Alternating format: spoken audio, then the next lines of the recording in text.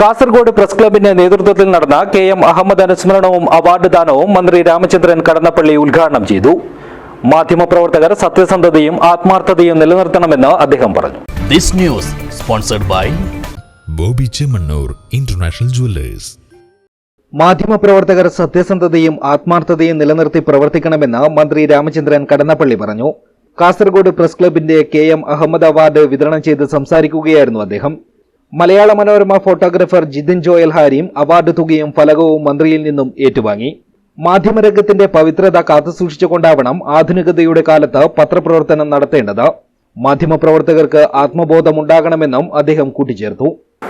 മാധ്യമരംഗത്തിന്റെ പ്രാധാന്യമൊന്നും അറിഞ്ഞിരിക്കേണ്ട കാര്യങ്ങളൊന്നും മാധ്യമം, മാധ്യമ സ്വാതന്ത്ര്യം, മാധ്യമത്തിന്റെ അർത്ഥശുദ്ധി, അതിന്റെ കർമ്മശുദ്ധി, അതിന്റെ ധാർമ്മിക ബോധം, ഇതെല്ലാം ചേർന്നിട്ടുള്ളതാണ് നിങ്ങളുടെ ഈ കർമ്മപ്രകടനത്തിന്റെ രംഗം. ഇതിലായി സംശയമില്ല.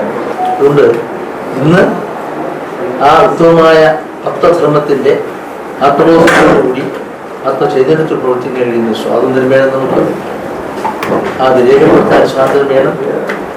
ഒരു കാലത്ത് പാർലമെന്റിൽ പ്രത്യേക സാഹചര്യത്തിൽ എല്ലാം നിയന്ത്രിക്കപ്പെട്ട പശ്ചാത്തലത്തിൽ മാധ്യമക്കാരൊക്കെ press club president Siju Kannan അധ്യക്ഷനായി.